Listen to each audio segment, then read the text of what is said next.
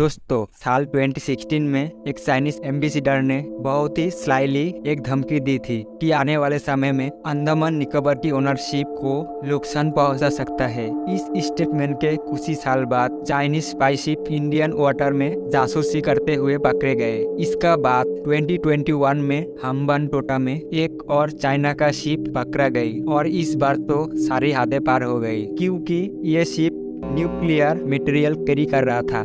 आखिर चीन क्यों इस आइलैंड को लेकर इतना परेशान है? आखिर क्या है इस आइलैंड पर? आइए जानते हैं। अंडमान निकोबार की इतिहास शुरू होती है साल 1050 CE से, जब चोला डायनेस्टी ने एक रणनीतिक नौसैनिक अड्डे के रूप में अंडमान और निकोबार आइलैंड को इस्तेमाल किया था। इसका बाद मराठा एम्पायर ने राज किया। इसका बाद 1789 में मराठास को हरा के ब्रिटिशर्स ने इस आइलैंड को कब्जा कर लिया था और उन्होंने यहाँ पीनल कॉलोनी यानी काला पानी जेल की स्टैब्लिश कर ली। इस जेल को बनाने के लिए उन्होंने आसपास का सारे पेड़ काटने लगा और ऐसा करते हुए देखकर लोकल अंडमानीज ने खूब विरोध किया और इसका बाद ब्रिटिशर्स और अंडमानीज में छोटे मोटे उद्भेद शुरू हो गई, लेकिन फिर भी ब्रिटिशर्स ने रुकी नहीं और इसलिए साल 1859 में अंडमान ट्राइब्स ने ब्रिटिश को बाहर खदेड़ने के लिए जंग की पूरी तैयारी कर ली थी। लेकिन यहीं पर उन्हें धोखा मिल गया, क्योंकि उन्होंने जिस फ्रीडम फाइटर दूतनाथ तिवारी को शरण दी, उन्होंने इस पूरे हमले की प्लानिंग को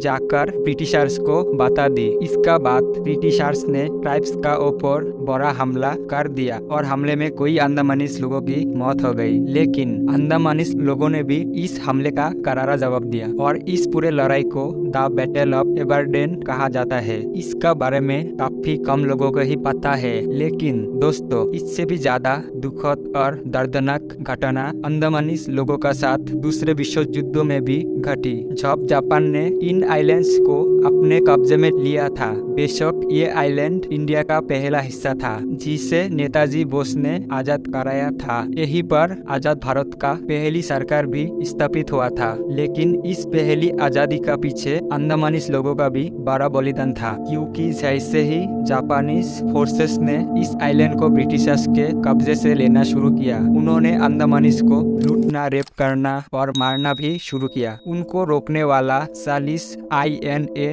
सोल्जर्स को भी पूरी तरह तरपा के मार दिया गया। इस पूरे हादसा के बाद 2 ही साल में ब्रिटिशर्स ने इन आइलैंड को वापस ले लिया। लेकिन साल 1946 में आप लोगों को पता है इंडिया को आजादी मिलने की घोषणा हो गई थी। दोस्तों, आप ये घोषणा होते ही इन आइलैंड को लेकर ब्रिटेन, इंडिया और बांग्लादेश के बीच दागा फिर सेर गया। ब्रिटेन कहता था कि इन आइलैंड उनका साथ रहे, क्योंकि वो इसका स्ट्रेटजी इम्पोर्टेंट को समझते थे। उनके डिफेंस मिनिस्टर भी ऐसे ही डिमांड रखी, जिस पर एक्ट करते हुए वायसरॉय माउंटबेटन ने अंडमान निकोबार को लिस्ट पर मांगी, जिसे नेहरू ने मना कर दिया। नेहरू ने मना करते ही उन्होंने इस आइलैंड को इंडिया में शामिल होने की डिमांड को सपोर्ट किया और वही दूसरे तरफ बांग्लादेश इस आइलैंड की बांग्लादेश के नजदीक होने के लिए अपना हक जमाया, जिसे नेहरू ने इसे काउंटर करते हुए ये कहा, इस आइलैंड पर पूरी आबादी नॉन मुस्लिम है और इसलिए ये आइलैंड इंडिया का ही पार्ट होगा। अब इस क्लेम को लेकर बांग्लादेश ने ब्रिटिश PM विंस्टन चर्चिल का पास भी किया। उन्होंने बांग्लादेश को सपोर्ट भी किया, लेकिन इंडो बर्मा कमेटी, जिसे इन आइलैंड का बारे में जिम्मेदारी सौंपी थी, उन्होंने वायसरॉय माउंटबेटन की बात को कंसीडर करते हुए इन आइलैंड को इंडिया को सौंप दिया और इसी तरह अंडमान निकोबार इंडिया को वापस मिल गई। तो दोस्तों, ऐसा क्या खास बात है इस आइलैंड में जो इतना सारा पावर इसको पाना चाहता है? तो आइए जानते हैं। अब इसे देखिए, इंडोनेशिया और मलेशिया का बीच ये है मलाक्का स्ट्रेट और ये मलाक्का स्ट्रेट चाइना के लिए बहुत ही महत्वपूर्ण है। मलाक्का स्ट्रेट से ही ईस्ट एशिया और मिडिल ईस्ट का बीच सबसे शॉर्टेड रूट होके गुजरता है और चाइना का 80% ऑयल इंपोर्ट और 60% ट्रेड भी इसी रूट से ही आता जाता है। यानी सिंपल शब्दों में कहे तो चाइना का पूरी की पूरी इकोनॉमी